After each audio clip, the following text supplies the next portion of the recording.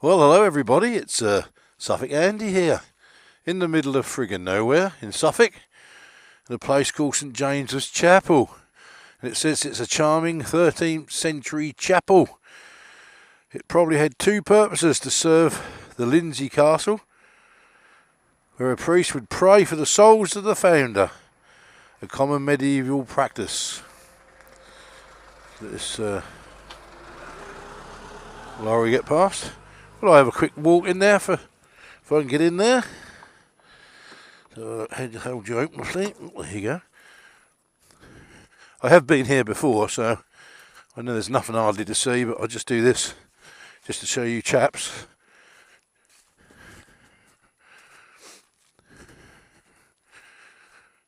What it's all about. It's only a tiny little place. And then when I've shown you, look, very quaint. And when I've shown you, I'll talk about some motorbike stuff. Very important stuff. Oh my word. There you go. St James's Chapel. It's a creepy little place. Very good. Actually, it's very warm in here. It's not cold at all.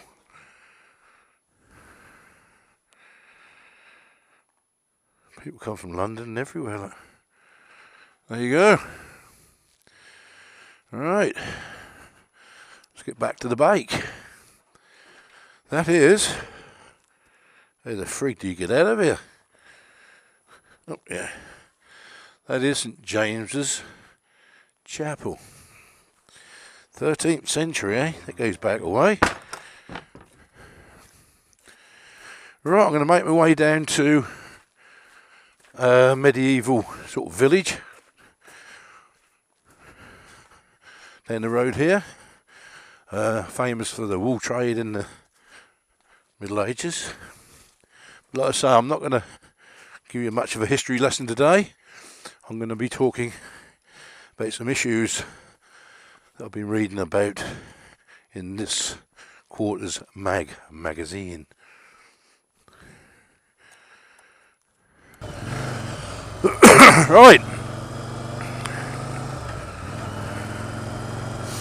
Right, I'll be making my way down to a medieval village, but the things I really want to talk about today is that I received my quarterly magazine called The Road.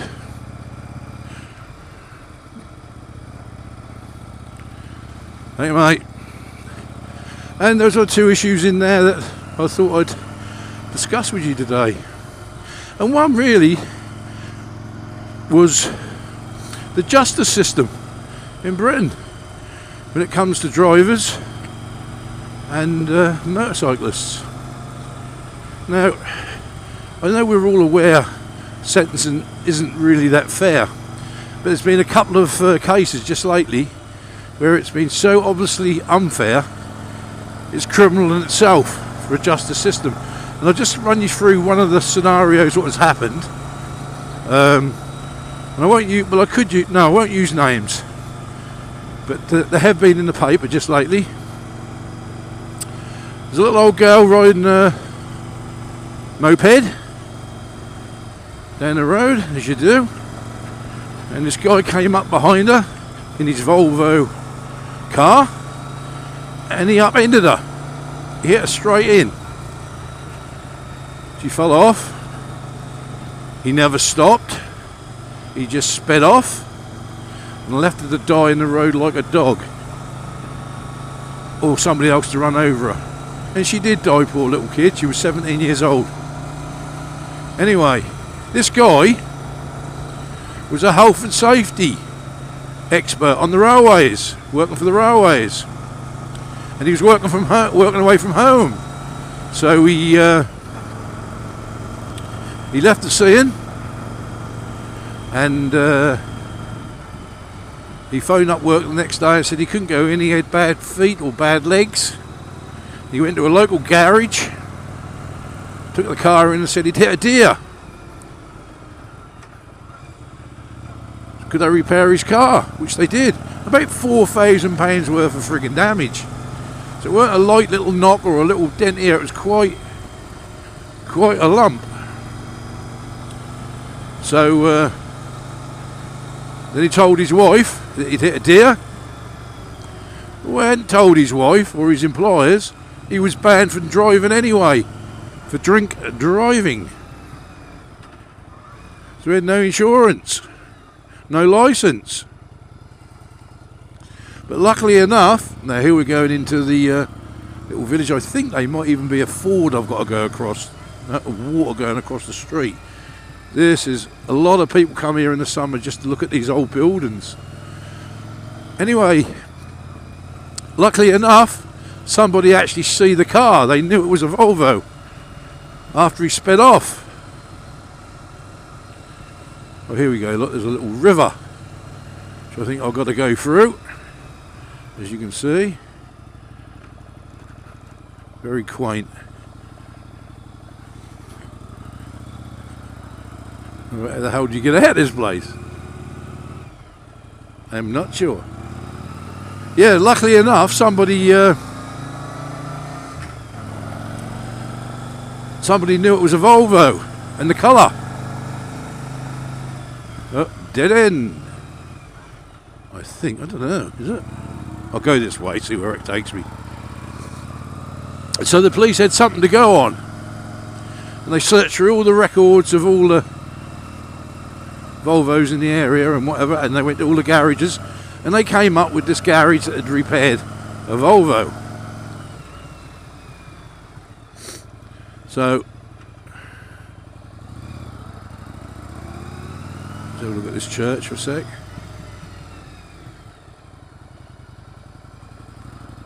So I went to the garage and found out that this guy had said he'd hit a deer, and because he left a name and address and everything like that, so they had him. They had the registration, so they had him. So they arrested him, and at first he knew nothing about it. He didn't know a thing. But because he was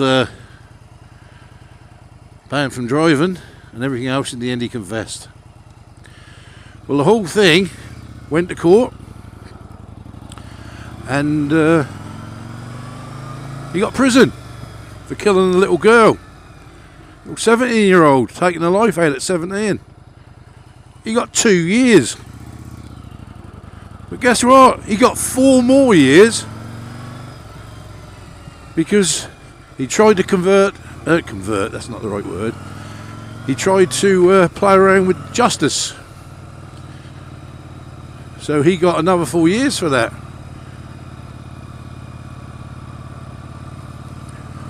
But surely,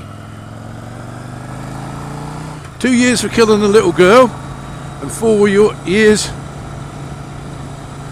for not telling the truth. Now, MAG have now said this is not right. Something's got to be done. He should have got more years for killing a little girl and not telling the truth and trying to cover it all up.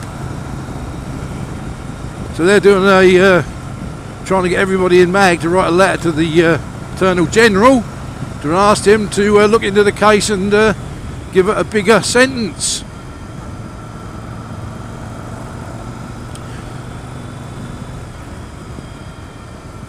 What a lovely afternoon in Suffolk. It's sort of all over the place. I can't make up this morning what I want to do. Then there's another case as well, where this chap was going down the motorway, and he must have came up to the turn and he wanted to go off, left-hand turning, and apparently he was travelling estimated about 70-80 mile an hour, and when he realised he was going past his turning, he slammed his anchors on. Polstead, we'll go to Polstead, shall we? Yeah, these roads are going to be horrendous. Yeah, he slammed his anchors on and directed himself across the road. They reckon he stopped from 70 to 10 mile an hour in a matter of a couple of 3 seconds. Well, there was a biker coming down the road. who he'd overtook earlier. And the poor bugger couldn't stop because he went straight across him. And he was killed.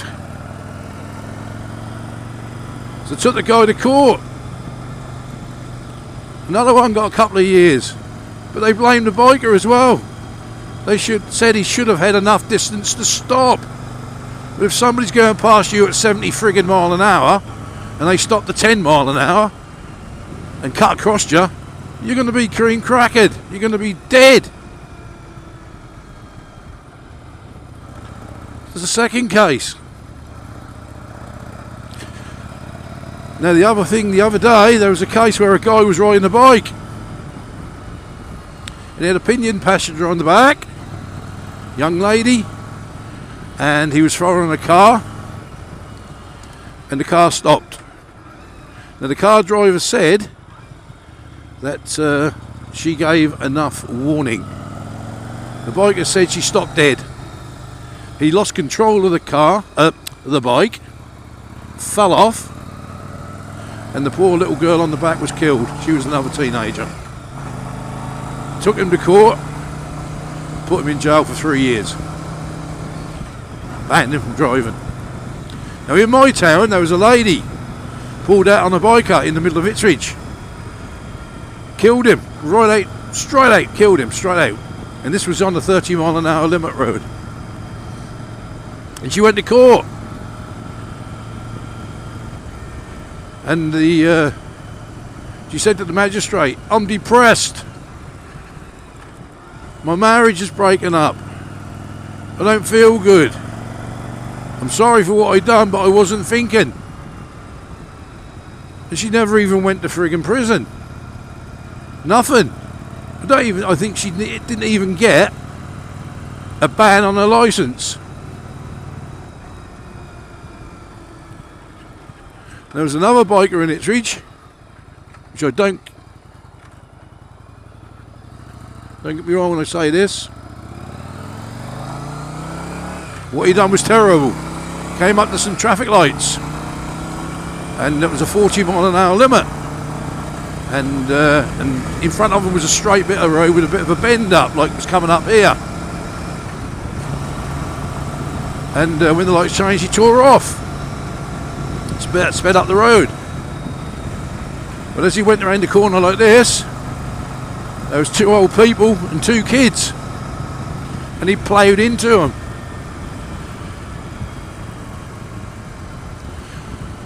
Killing the old girl, critically injuring the 2 children, and taking the leg off an old man. He went to court, got arrested straight away, put in prison. 6 years. 6 years. Now we all know that we're not like as bikers, but for God's sake, let's get this sentencing right. Why is a biker's life not even worth a fucking shit? Because I tell you what, if you went out there today, if I went out here today and I smacked into if I went round a corner or overtook a car and that was wet, got it wrong, slid across the road into some pedestrians and killed one of them, I wouldn't be seeing the friggin' outside of a prison for 6 years. But if I was in a car and wantonly pulled out on a biker and killed somebody, I'd be like, I'd be bad if I got 2 years. And if I lied all about it, I might get a little bit more. So I'm going to make my way back to Ipswich now. So there's a little bit of a history lesson there.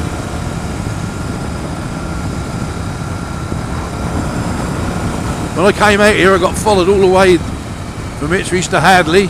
Give you old bike a nod. I think he had a camera on there as well, by the looks of it. I got followed all the way by a bloody copper, trying to see if I was going to do a little bit of speed. So I clocked him early. So I had to be like Miss Daisy all the way to Hadley. But anyway, if all I can say to you boys and girls is, if you're not a member of MAG, only 1% of you are, Get out there, get on their webpage. 25 quid a year. Fantastic magazine called The Road. That's worth 25 quid a year on its own. And you'll be surprised what is going on behind your back in Europe, in the system.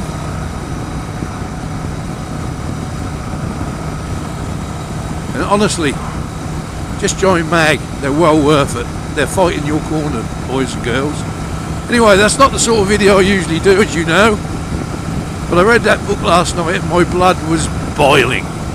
Really was. And I've seen this so many times over the years. I've read so many stories. If you go on Visor Down, that's a lovely website on the web. Visor Down or Bugsplat. You'll get stories in there every friggin' week of bikers getting killed over Britain. And even sometimes in other countries.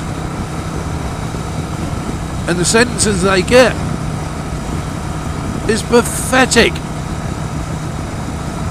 But trust me, if you done it yourself on a bike and you killed a car driver or a pedestrian, they're going to chuck you in prison and chuck the key away.